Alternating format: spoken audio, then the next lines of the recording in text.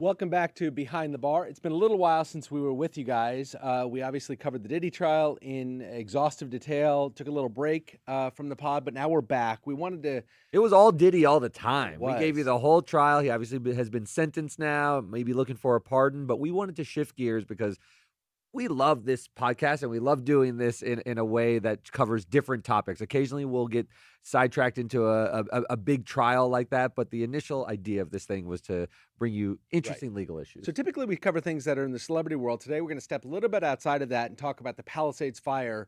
Really big event today, something that we didn't see coming, which was an arrest was made, announced by the U.S. Attorney for the Central District of California, where the Palisades fire happened, that the feds had arrested a young man by the name of 29-year-old man by the name of Jonathan Rinderknecht, and charged him with arson and in the destruction of property, and then leading to the fatalities that occurred back in January with the incredible, enormous, destructive Palisades fire. Derek, tell us quickly, what do we know? It's a massive development. So as you said, this is a 29-year-old man. He was an Uber driver, and the allegations against him are as such. They believe that on January 1st, New Year's Day, he was driving around Uber.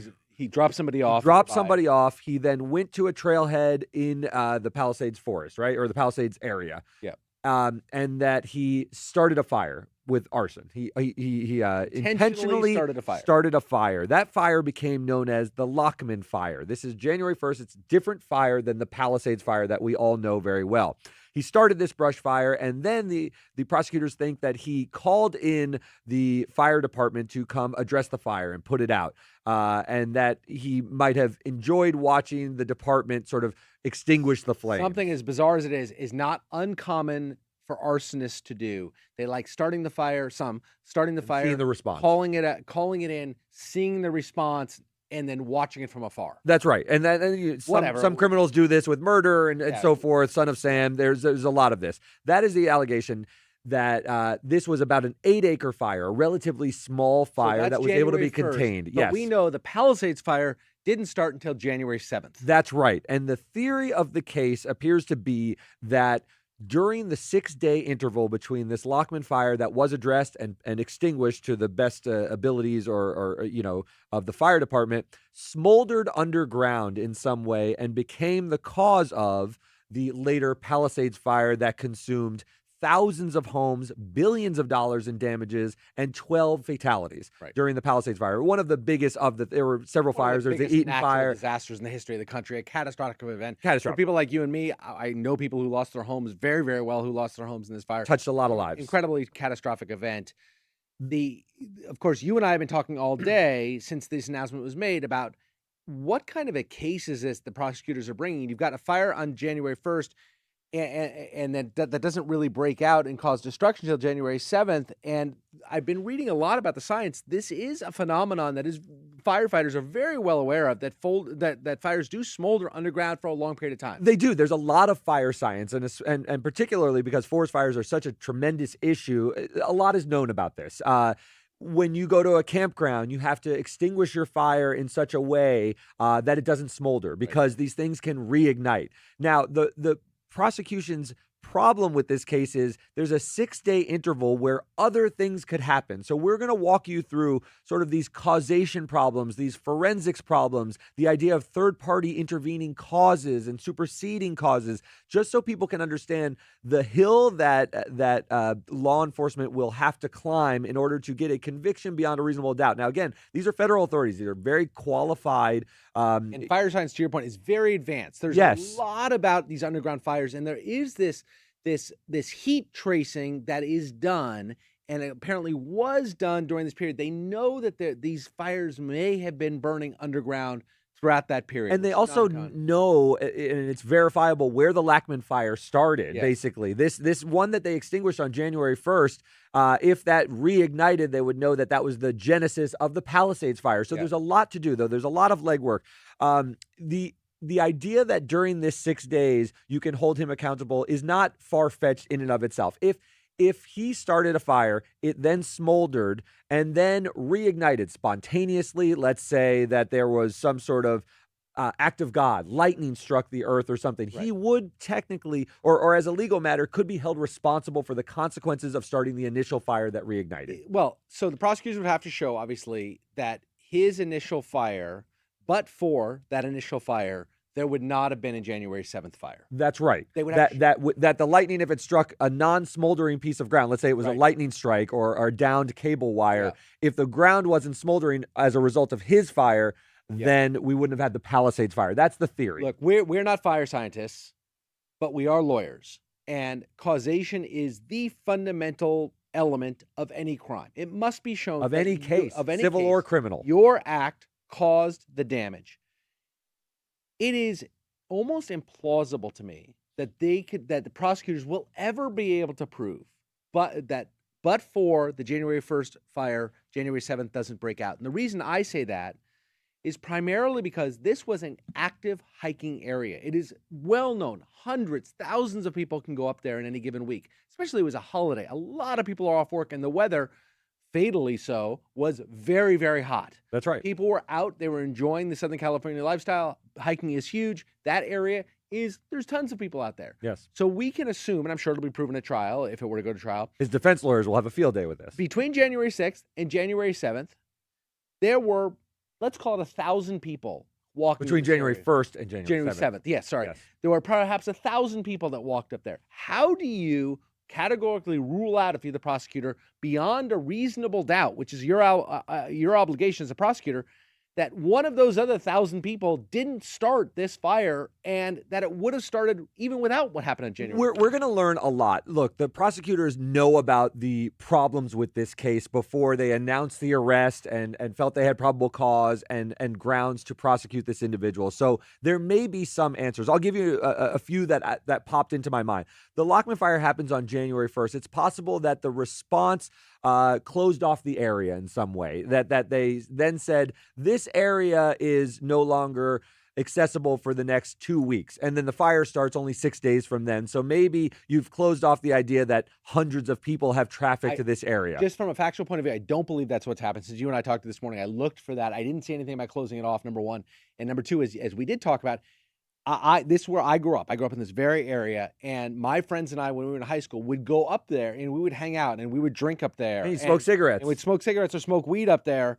And any of that can the start a idea fire. that there was certainly not security to stop the whole area from being impenetrable.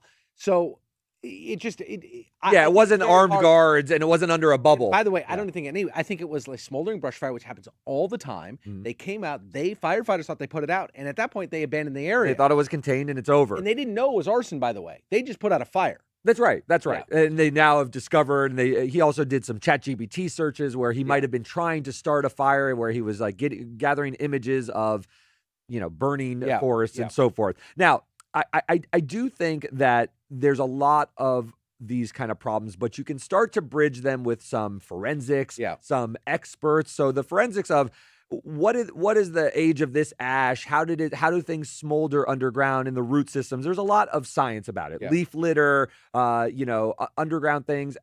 So I think they're going to have to start to make inroads into proving that 6 days, it's even possible to pin this on him. So just from a procedural point of view, what would have to happen is judges can stop cases from going to trial if the judge feels the prosecution can't meet their burden. There's a lot of pressure on the judge. There will be a lot of pressure on the judge to let this case go forward. Right. Now, the judge, he or she, if there's insufficient evidence, should not let that happen. And judges are good people and they care a lot about enforcing the law, so it shouldn't happen. But if the judge does allow it to get to a jury, these little problems with the case we're talking about, they might melt away because they're in the desire to convict. That's exactly right. So, the law is supposed to be dispassionate, and when it's filtered through judges, they're not supposed to have their emotions on the line.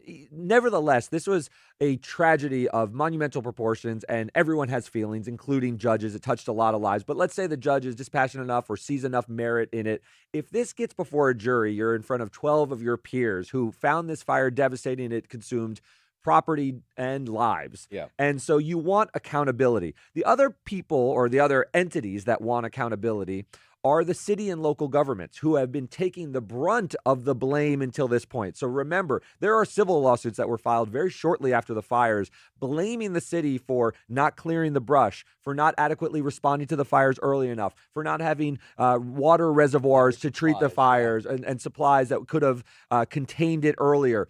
They want to shift the blame to an individual like Jonathan Rinderknecht as well, because those civil suits will have a different dimension if all of a sudden this was the work of an arsonist. So that is lurking in the background. I want to move back in a little bit to the idea of these intervening factors and superseding causes. I want to give them slightly different names.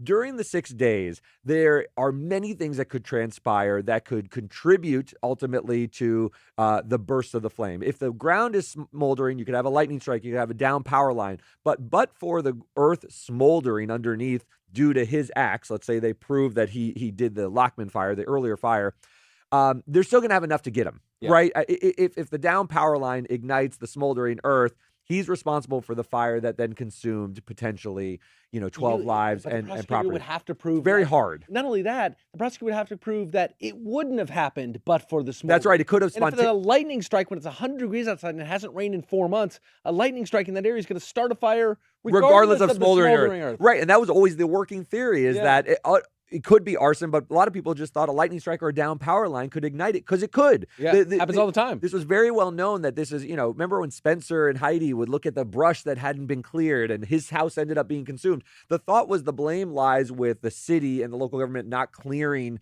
the dry brush, and it was a very, very dry conditions. Freaking absurd. The other issue is there are undoubtedly his lawyers will look for what are called superseding causes. So even if he did this, and even if the ground was smoldering, right, this is something that caused the fire independently, a new ignition source for the conflagration that kids smoking weed who toss or have nothing to do with into the brush. There's just so much of this because.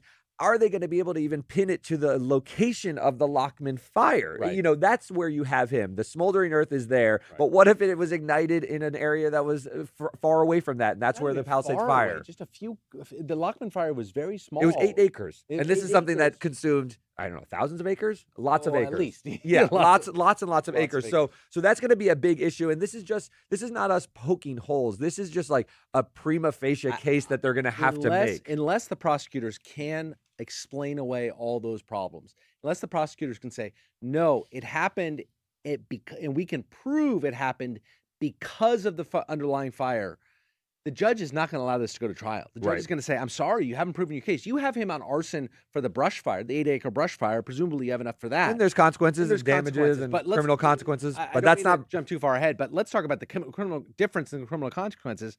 If he is found guilty for starting the arson fire that destroyed the property and killed people, that is a capital offense under federal law. He That's right. Except for the death penalty. If he's instead convicted of arson for 8 acres of land, it's a very different offense. You might have killed a few rattlesnakes. It's a very different offense. I don't even know if he does jail time. I assume some small amount. It could be a fine. I mean, look, arson is taken very seriously in dry areas, and I don't even know if it becomes a federal crime at that point if it's 8 acres. In order to be a federal crime, it has to affect interstate commerce, all these other things, and I don't know that 8 acres even gets there. Honestly, we're talking a lot about the causation problems because they are the most pronounced issues that we're dealing with. But in bringing a case against Jonathan Rinderknecht, you're also going to have to set up the mens rea. I mean, to your point, there's capital guilty mind. That his mental state, his intent in causing the Palisades fire, which is what you're trying to convict him on, the consequences of the Palisades fire, not the Lockman small fire. You're going to have to show that. Let's say he's an arsonist who starts lots of fires. That doesn't. It's hard to infer an intent that he tried to kill 12 people and consume all those homes. Maybe he had a history of starting small fires and calling the department right away. You do have these felony murder laws, right? Which yes. In the commission of a felony, even if you don't intend for somebody to die and they do, you're pinned with all the pinned with it. The classic case is when the person who robs the liquor store and the clerk at the liquor store has a heart attack and dies because of it. You can still be found guilty of murder, even though murder typically requires intent that somebody die. Yes. In that case, there's these felony murder laws that say in the commission of a felony, because of that, but for that commission of the felony, the person wouldn't have died. Will layer on a murder charge for that. I completely agree. I think his history. If I'm his defense lawyer, I do want to say things like, my intent is actually manifest. I start fires, and I've done that before, but I also call the department quickly to come address the fires. And it sounded like, as part of his compulsion, if the allegations are true, he wanted to see the response. Yeah. That was part of what he was going for, and he watched the fire department put it out or whatever. I think the allegation is that he alerted the fire department. I got to tell you, and I'm not sure that gets you all the way there, but it definitely changes the his balance. defense is going to start at zeros and ones. His defense is going to be, I didn't start the fire. It's not mine. If it was mine, it was an accident. I didn't mean to do this. He's got a lot. Of, they got to prove each of those. Got to prove each of those. I know some of them seem far fetched, given that we now know he was creating these artistic renderings through ChatGPT of cities burning. Hey, a lot of people like art. I mean, listen, they got to prove everything. They really do. To your point, I agree. It starts at his plea of not guilty to anything, that he didn't start a fire. I assume that's where he'll start from, or at least where he'll be advised. Not me. I was just there. Yeah, not me. I did, but it was an accident or whatever. There's a lot of stuff. It's kind of circumstantial. Yes, I like fire art. Yes, I like, but I didn't do this. I wasn't at that spot. I was 4 miles away, and that's the closest I got. Yeah, it's possible the threat of a capital offense gets him to say, like, I need to fall on the sword here just to lessen my punishment. Death is on the table. And I'm being a little bit glib, because we do know apparently cell phone data puts him near the scene, and he initially lied about it. Right. They asked him, according to prosecutors, and that's a big according to prosecutors, he was initially said that he was not there, and then cell phone data put him there. As I said, they've done a lot of homework. The fires were in January, and now we are in mid-October almost. Yeah. So they have been doing this homework. They're looking for someone. And to your point, I want to say one more point, and then we'll go to some questions. If this gets in front of a jury or far enough along, he's really in a bad state of affairs, even though there's a lot of tenuous sort of aspects to his case. And the reason is, you want to believe there's someone accountable. People are looking to have a villain in all this, and the city has been the villain before to this point. But if they have a face that you can connect to this, not just the response was inadequate, but that some evildoer did this, it's going to become it shifts the whole conversation. When we covered there was a woman who was accused of convincing her boyfriend to commit suicide. We talked. This is years ago in Massachusetts, right? And she was charged with manslaughter or murder. She was charged with, I believe, murder or like murder 2 or manslaughter, something very high up, because she was on the phone with him and convinced him and said, you really should go through with committing suicide. We talked about the legal holes in this and what this would do to the law of murder and homicide. They convicted her. But they ended up, I think, it went very far along. Maybe it was reversed, but because it seems so awful what she did that they were willing to pin the worst crime on her. This is sort of a similar situation where if he just set the Lockman fire and we ended up having the Palisades fire, people are going to want to say that was bad enough to hold him responsible. All right, a few questions. SAS 1000. By the way, welcome back. I'm seeing a lot of familiar names. Love having you guys with us. Minimum and maximum sentences under the relevant charges. What is the difference between arson and reckless burning under California law? We talked a little bit about this. Obviously, arson involving a fatality under federal law, and he's being charged under federal law, is capital punishment. You have the prospect of going to the death penalty. Donald Trump has talked in the past about really, I think his words are reinvigorating the death penalty in this case. Such a public trial that cost the federal government $100 billion potentially in damages. They're going to want to throw the book at him and seek the death penalty. Put simply, arson is a very, very serious felony in and of itself, particularly here. And if people die as a consequence of it, you're in felony murder territory. That's the state version of this. But there are federal. That's on the table. It's on the table. But as we pointed out, if it's just We're not going for reckless burning, just arson of the brush fire, it's a very short sentence.